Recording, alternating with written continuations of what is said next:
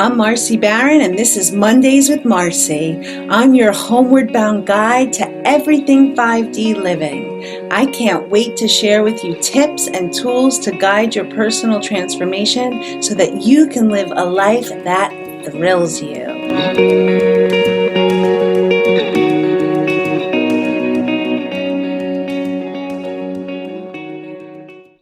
Welcome to this week's Mondays with Marcy. I am Marcy Barron, your host, and I am excited and delighted because this is the first time on the podcast where I am having a guest.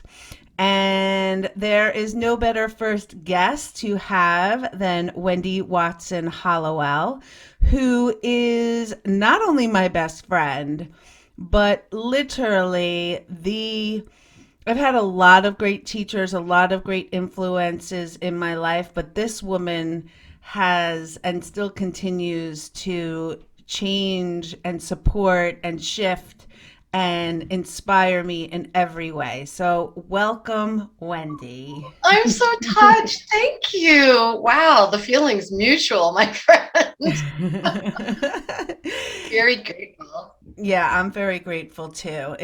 Before we even get started into all of it, I just want to encourage everyone to know that when you say no to what you don't want and you release relationships and situations that don't serve you, the right people are able to flow into your lives.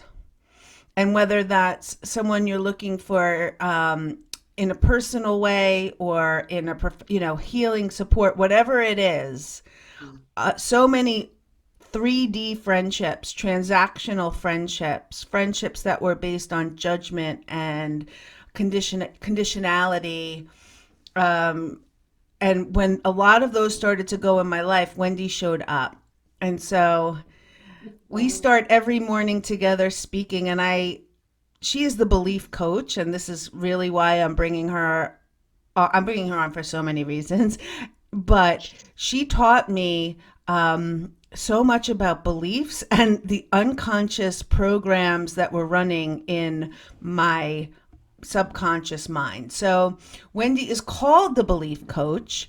And Wendy, if you want to just say a little bit about yourself, maybe just, say what your background is. And then I would like you to maybe lead in with why are you even called the belief coach? So tell us about you. All right. So, I'm just a normal person who went through your regular upbringing and, although it was a little crazy, I was working in corporate America in the entertainment industry. And I got to a point where I found I was more interested in the growth and development of my people than I was of the business. And I was like, I'm in the wrong place.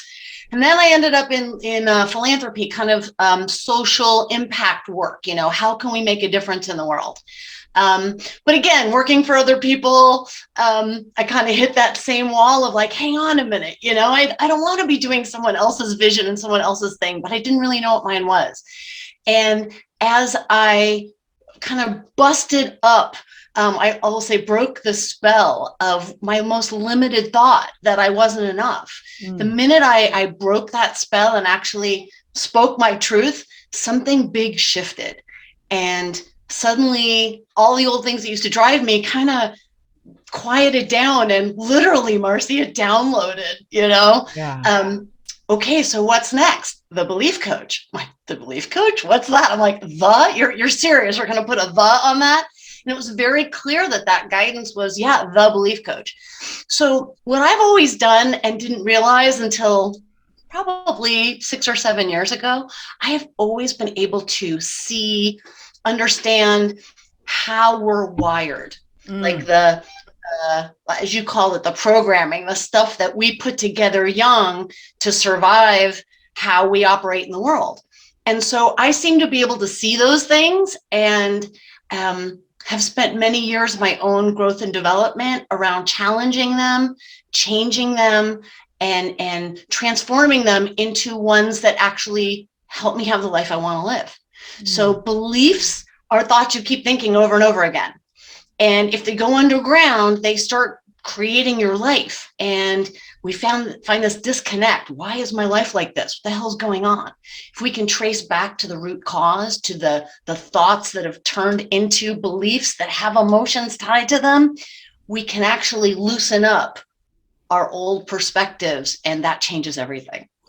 Okay, so you took my first question, which why are beliefs important to healing, which is exactly that. It's yeah. I don't know I if you want to think about expand our on that. conversations in the morning, when something happens and it's, well, what were you thinking about? Or how is that familiar? Like when we take the time to actually slow down and check in and hear that story or that belief that's going on in there, that seems to be the key, right? To stop and go, hang on a minute. How is that really going on? And you've helped me so much because my way in is energetics. But from working with you, because this is how Wendy and I first connected, a mutual friend connected us. So we did an exchange. So Wendy received energy healing and I received this belief coaching. And I was like, wow, there's so much going in my mind. And from, just being in your presence, working through with myself and watching you in action too, I've been able to support my clients in understanding the beliefs. So, and your book is so amazing and it's helped me a lot and yes, I love it. So, Wendy wrote a book and it is called 7 beliefs that limit your life and how to change them. And it's really a lot of what you and I have had conversations about. As humans, there's some common experiences we've all had and situations that we've all run into that have had us see ourselves or other people or the world in a certain way. And Marcy, you and I talk a lot about, kind of that 3D version, right? Everything is in dualistic terms or highly polarized, good, bad, right, wrong.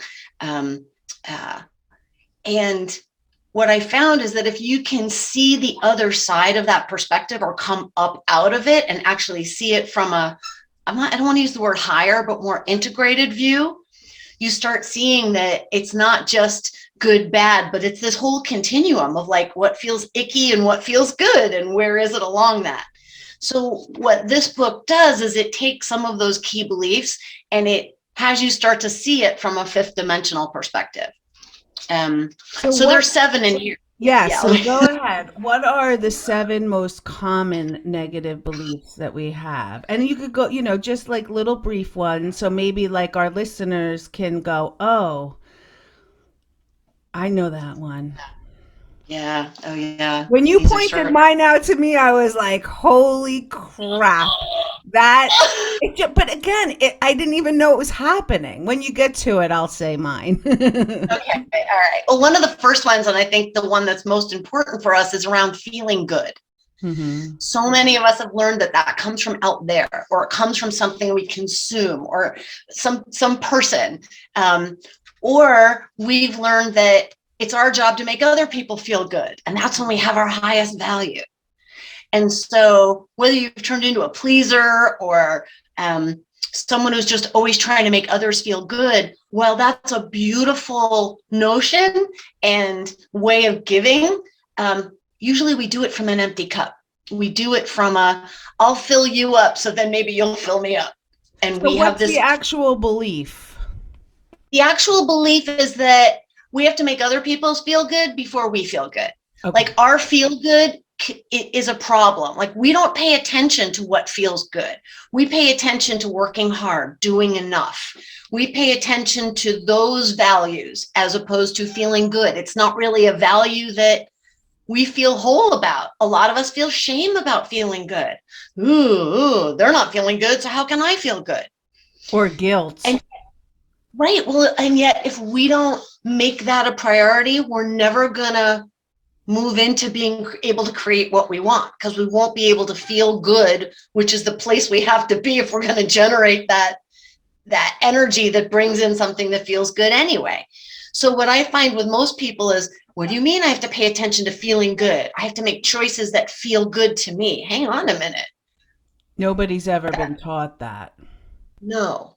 And yet, if you do it in just the little tiny stuff every day, like, do I want to wear the blue sweater or the pink sweater? That was my choice when I put my pink sweater on today.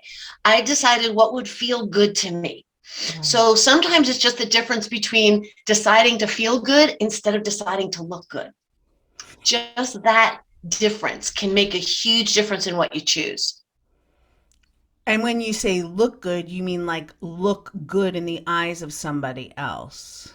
Yes. Okay. Meaning I'm trying to get a response or that feel good from someone else thinking I look good Got instead of it. just going to what feels good to me. And what you taught me is when I do what's most loving and for myself, it automatically is most loving and for other people. And I would feel like that kind of goes in there. Yeah, I think so. I think the trick on that is understanding that wherever we're creating from, like however we're feeling, whatever energy we're generating, that's what ripples into whatever it is. So that's why that idea of, if I do what's most loving for me, it's automatically the most loving thing for anybody else connected to my choice, is because the act came out of love. Yes. I love that. So that's how that ends up working. The next one's about power. And it's funny because you started with that. And I think this is the dynamic a lot of us are trying to figure out. My definition of power is that I know what I want. I know what I don't want. I can ask for it clearly and lovingly without attachment to the outcome, how it happens or what other people do or how they respond. Then I can stay here in myself. So, what's the actual belief? Um, that power is about power over, and one of us has it and the other one doesn't, as opposed to my power is just me contained in me. It has nothing to do with you. Mm. A lot of people are learning that lesson now in this accelerated timeline of, Oh my goodness, that's so true. And I hear a lot of people saying, well, we have to do the right thing. And you're only a good person if you do the right thing. And it's like, actually, I need to do what's right for me. That's when I'm in my power. I'm saying yes to what I want. I'm saying no to what I don't want, clearly, lovingly, and has nothing to do with anybody else. right. And then people, It's just a different way, even if we went as simple as power with instead of power over. mm, You know, power is about me being myself, not about trying to control or be controlled, which is where I think a lot of us have experienced crappy power, icky power, power that we're not interested in. hello. Me too. Okay. And I've been on both sides of it. I've been the controlling one too. So, Okay. I think we've all played both sides of it. This is when you've helped me learn so much about, which is pleasure, Oh, allowing ourselves to have pleasure physically, emotionally, mentally, spiritually. Um, and you've helped me move out of the fear place so that I can actually allow pleasure. Pleasure used to be really scary for me. mm, It was kind of out of control feeling and what's going to happen. And it's the unknown. And I don't like that. Um, and again, pleasure, our natural pleasure, our pleasure in smelling something sweet, our pleasure in feeling the breeze on our skin, as opposed to the pleasure of like a peak high, whether we do that through drugs or through fashion or through shopping or whatever else we try and do with kind of that artificial hit. mm, That isn't the pleasure I'm talking about. I'm talking about the more natural pleasure when we're actually here experiencing what's going on. mm. So, what is the common negative belief people have about pleasure? I'm not, they just, Oh, the ones I've heard the most are like, I don't deserve it. I'm not yeah, worthy of it. worthy and deserving. Um, or that it's scary. And so it turns off. Whew. A lot of people that I work with feel that too.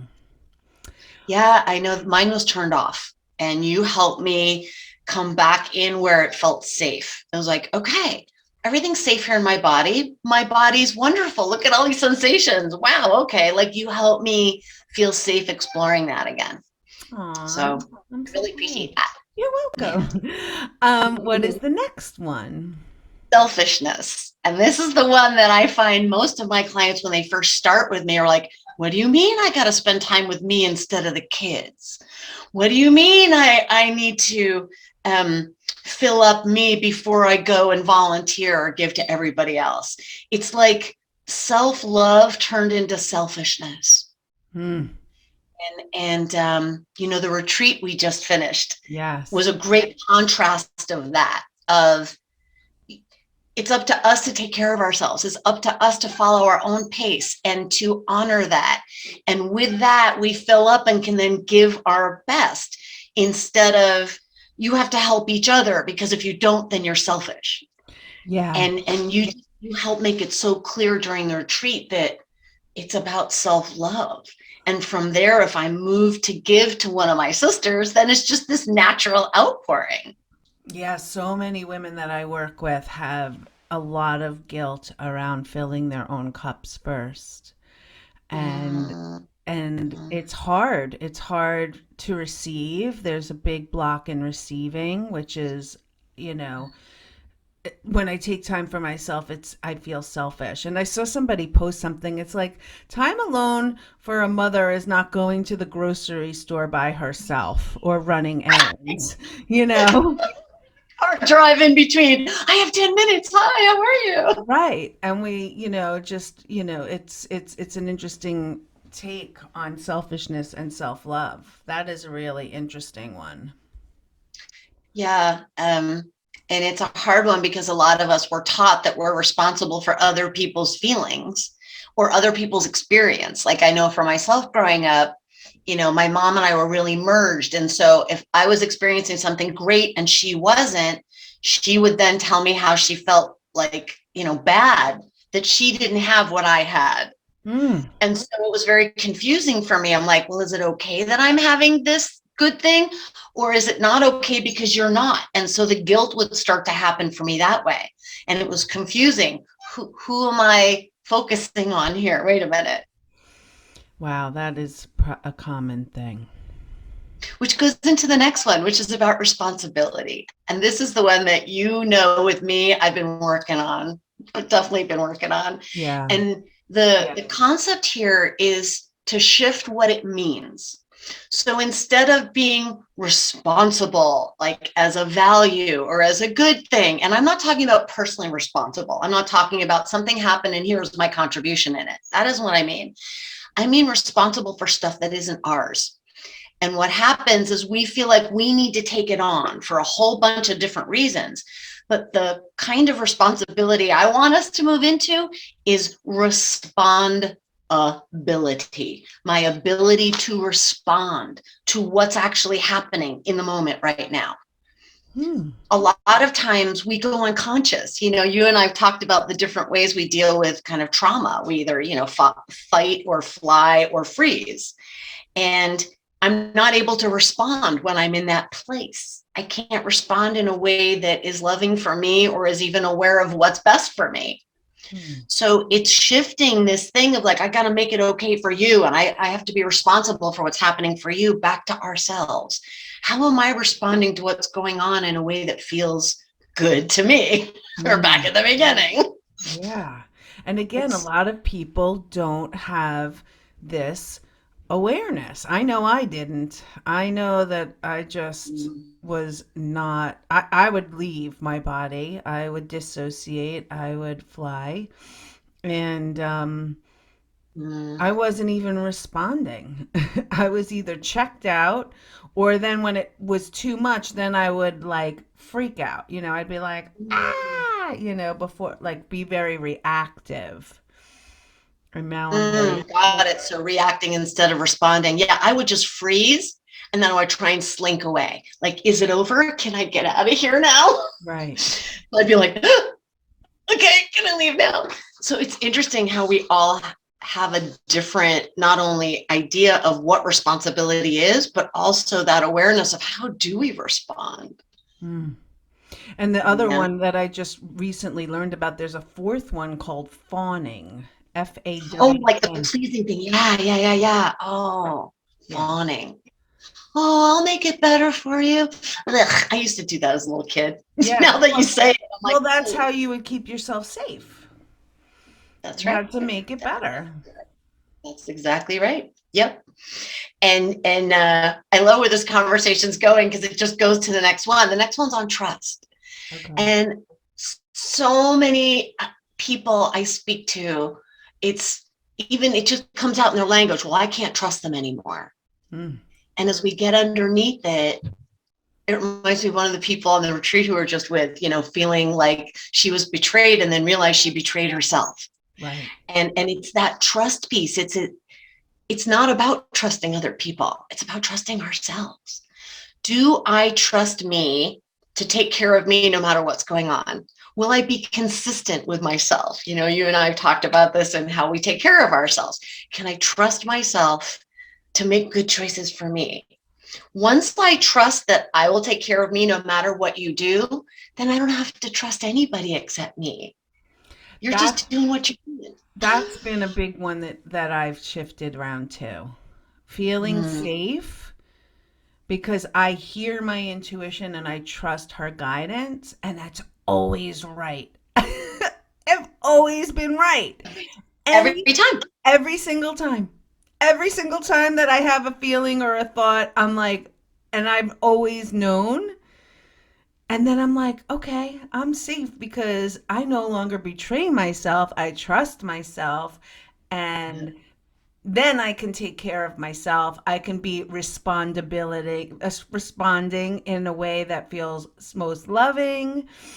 And to me, it's been this whole shift. And trust me, it's been an interesting journey because as I've become empowered and trusting myself and not leaving and not people pleasing, friends and even family members have gone, when you set boundaries. And it's not something that, that's ever predictable or easy in some way, but you know, my encouragement is, and especially with your influence and helping me, is like, I'm never betraying myself again. I would abandon myself to make other people happy. And this is a huge lesson that I'm teaching my daughter, especially. Yeah, her self-trust. It's such a, you know, it's funny. I just want to articulate how innocent we are. You think about how innocent we learn these things. We're at the table and our parents go, oh, okay, if you eat all your peas, I'll give you a reward. Or if you say please and thank you when your auntie come, I'll say what a good girl you are. I'll praise you. I'll reward you. And we get taught that the way we get what we need is by giving them what they want. It's just this automatic, simple, very innocent way of learning how to do things. And when you step out of that game, when you step out of that way of relating, it's disturbing to a lot of people who you're in relationship with if they don't have that for themselves too. And I think that's part of the dance that many of us are doing. I'm making this shift in me. So my recommendation always is to, if you're like, oh, I can't be with that person anymore, just take a break. Take like a break. Give yourself permission to just take a break. I find the ego is much less critical and freaked out when we go, I'm just going to take a break and see how I feel. I just want to learn how to take better care of me, and then I'll decide how I want to re-engage. When we make it permanent, it's like, oh, it's forever. And it's really hard to do. um, and the last one is on love. And I think this is the fundamental shift that is happening on the planet right now. Mm. When you start making these other belief shifts about what's really going on and what's important and who's in charge of your life and your happiness and your peace, you start realizing that love isn't something that comes from out there. Mm. Um, Love, as you said beautifully, is a frequency. It's And if you go even further, it's actually the nature of who we are. So you look at little babies, right? And it's like, if something's happening, they don't get competitive. They don't go, hey, that's mine, you can't have it. They like, go and give it. It's just who we are. If we see someone fall down, most of us go in to try and help.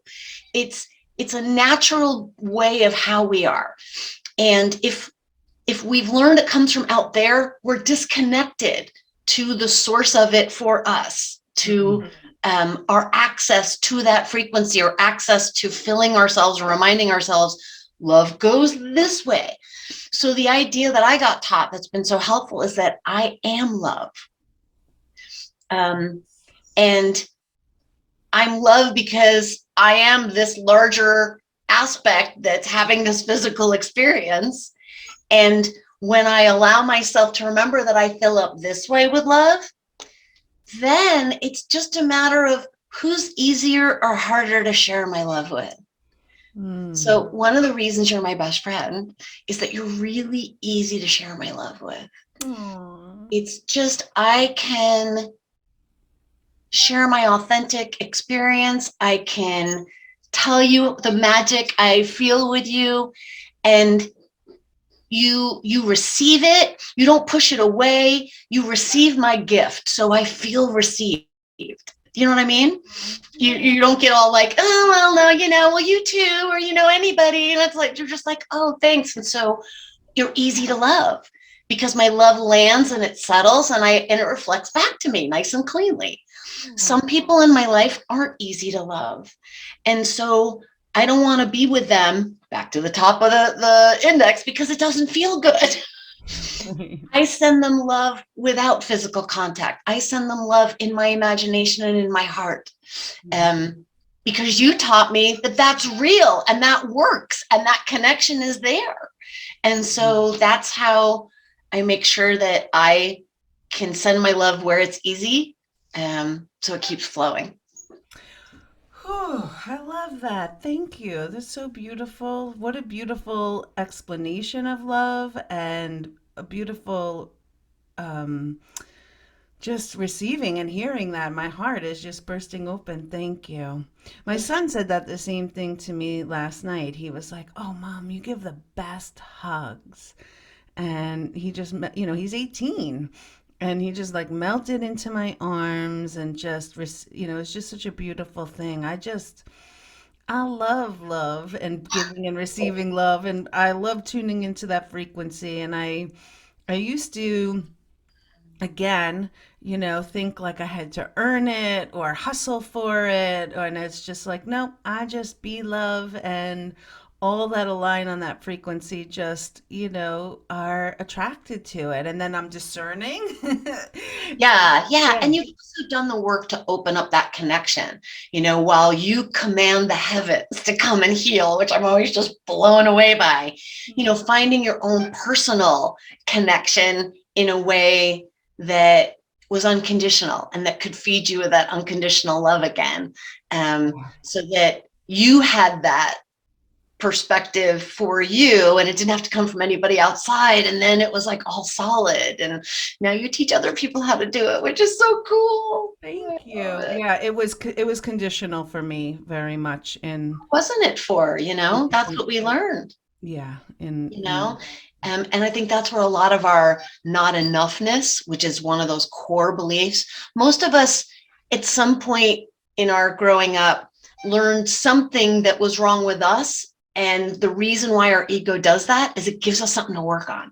So if I felt like I wasn't lovable enough, for instance, in my life, because my parents split up when I was little. And so I made up in my head I wasn't lovable enough. That's why they split up. And that gave me something to work on. That gave me something to, well, I can work on being more lovable and resolve the problem, instead of being faced with this idea that my parents can't take care of me the way I want to be taken care of. Like, that was just way too devastating for a little 5-year-old girl. Right. So we've all made up this either not enough, or something's wrong with me, or I'm not worthy, kind of, or I don't know how, which are just kind of at the bottom of it for all of us. So that's a really helpful way I've found, is to keep your eye out for that core one. You and I have Yeah. done. Can you go over those also? So I know mine was there's something wrong with me. Right. That was mine for the longest time. Right. And that goes along with, oh, I might get in trouble. Oh, I might have screwed it up.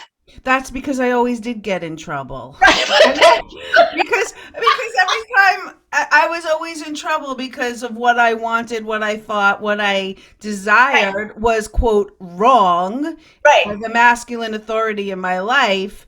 And so when what you desire, what you think, what you want is, like, no, it should be this way, my way. I Right. thought there There was must be something something wrong with me that right, I want it the other way. right, Absolutely. right. Funny. I got in a lot of trouble, but I don't worry about getting in trouble because I got a different one set up in my head. I What's got yours? trouble. Oh my God. I'm proud of how much trouble I got. That's why I love you, my rebel friend. We make so much fun and we're like, I'm not gonna get in trouble. I'm always worried about getting in trouble. So yeah, so that one, my husband has that one, and it's the I might fuck it up, or oh, excuse me, That's I okay. might screw it up. The not enough one is more. We have things like I could have done it better. So for some of us, it'll end up in regret. The not enough will end up looking back. If only we got a lot of if only I had done this. Like Yes. time's gone past and the moment's gone, which is never really true, but that's what our ego tells us. The other one is that, and this is the one that I've lived so much with, not enough time, not enough money, Mm. not enough clients, not enough health. Oh God, it just turns into so many things. So the not enough thing is usually a way of trying to stay safe in the future. It's the I have to have enough money, so I've told you my I ego don't stick. leave my house. I'm gonna be I'll homeless. end up being homeless. I'll be homeless.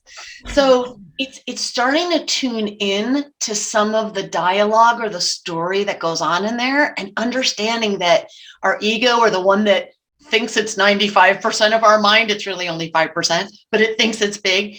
It is the angel and the devil. It is Mm. having its own conversation. So it's great for us to step back and listen in. It's the, well, you could, but that. Well, if you only did this, but then it's going to be like that. Both sides are the ego.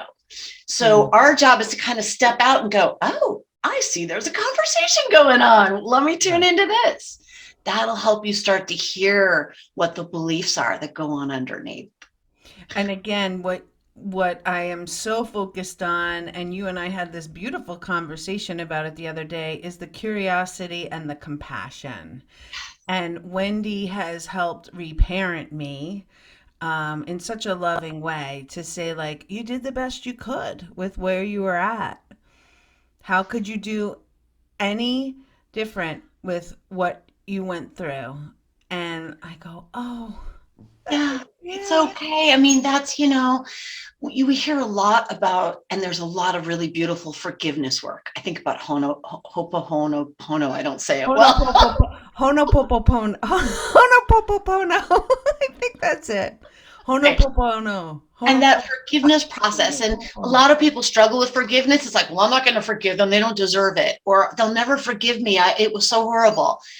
And what we get messed up about forgiveness is all forgiveness really is a recognition of our innocence. Mm. Just like you just said, it's like, I didn't have a better way. It's not that I'm a bad person or I'm stupid, or I just didn't have a better way. If I did, I would have used it. And letting ourselves off the hook. Beautiful. I think Yeah. we're going to end on that. I like to make I could talk to you, for hours and And hours I'll and just, hours. get back on the phone and chat some more. We'll Thank talk you some so more. much for Yes, letting me tell share. everybody how they can get in touch with you. So the easiest thing to do is to go to belief-works.com. Right when you open it up, you can get my this book as an ebook if you like, by just popping your name right in there. I do a weekly blog called Perspectives, I and it's love your blog. thank It's you. so good. It's just like Marcy is working on and teaching others this shift from the 3D view, kind of everything's in right, wrong, good, bad, up to what's right for me, this 5D version. And that's really what they're focused on. And so you can also on the website. There, you can click on perspectives and see a whole bunch of them. You can get the one from me on a weekly basis because I also include exercises. I'm a big fan of, it's great you got a concept, but like let's explore Let's a little apply bit. and explore. So these are explorations, and every week an exploration comes as well. So that's the best way to find me, see what I'm up to, explore more. I'll put it in the show notes too, like Thank a you. link that everybody can connect, right? And get on Wendy's email list. She's an incredible, like I said, just light in this world and personally helped me so much. You are my sister. You are my best friend, and I adore you. And thank you. If you think this podcast helped you and you think that it could benefit someone else, please share it. And we'll see you next time. Bye. Thanks. That's it for this week's episode of Mondays with Marcy. Be sure to subscribe to my newsletter at marcybaronclears.com. I also would love for you to follow me on your favorite podcasting app so that you don't miss a single episode. I'm Marcy Barron, and thanks for listening. I am so grateful you are here.